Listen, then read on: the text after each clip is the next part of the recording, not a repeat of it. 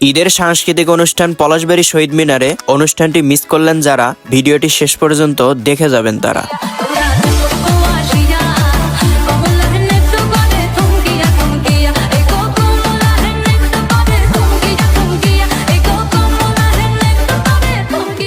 আসসালামু আলাইকুম, আমি Mehedi Hasan Miraz. First of all আপনাদের কাছে সরি বলে নিচ্ছি, কারণ ভিডিওটা আপলোড করতে 2 দিন লেট হয়ে গেছে। সন্ধি একাডেমির আয়োজনে ঈদ পুনর্মিলনী অনুষ্ঠান পলাশবাড়ী শহীদ মিনারে 4 তারিখ অর্থাৎ বৃহস্পতিবারে অনুষ্ঠিত হয়। ফেসবুকে আপডেট দেখা মাত্রই চলে যাই সেখানে, অ্যান্ড আসার পরে দেখি অনুষ্ঠান শুরু হয়ে গেছে। একদম 10টার দিকে আসার কারণে অনেকটাই লেট হয়ে গেছে। আমার জানা মতে পলাশবাড়ির অধিকাংশ মানুষ এই অনুষ্ঠান সম্পর্কে জানে না, কারণ তেমন ভাবে এখানে আপডেট জানানো হয়নি, আর এখানে তেমন স্পেসও নাই, যার কারণে আপডেট না জানানোর পরও যে পরিমাণ লোক হয়েছিল এই লোকগুলোরই জায়গা দেওয়া যাচ্ছিল না। তো যেহেতু অনেকেই জানে না, এর কারণে ভিডিওটা মূলত করা। তো এখানে আসার পরে দেখি বিভিন্ন ফাস্টফুড আইটেমের দোকান বসেছে। আমার পছন্দের জিনিসের ভিতর বলতে গেলে ফাস্টফুড আইটেমও একটা পছন্দের জিনিস, যদিও বা উপর লেভেল থেকে খাওয়া এটা আমার সম্পূর্ণ নিষেধ। যাই হোক, ওইদিকে কথা বাড়াবো না, তো আমরা অনুষ্ঠানের দিকে চলে আসি। মঞ্চটা মূলত শহীদ মিনারের উপরই করা হয়েছে এবং বিভিন্ন লাইটিং অ্যান্ড ডেকোরেশনটাও মোটামুটি অনেক ভালোই লাগতেছিল।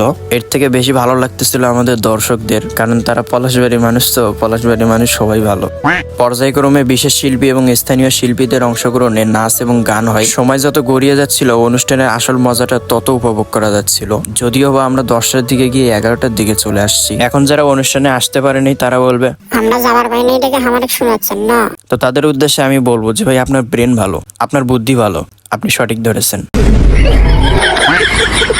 যাই হোক, অনেক রাত হওয়ার কারণে আমরা অনুষ্ঠান থেকে ব্যাক করে বাসার দিকে চলে আসি। তো আজকের ভিডিওটি এ পর্যন্তই। নেক্সট কোন জায়গার ভিডিও চাচ্ছেন অবশ্যই কমেন্টে জানাবেন। তো সবাইকে আল্লাহ হাফেজ।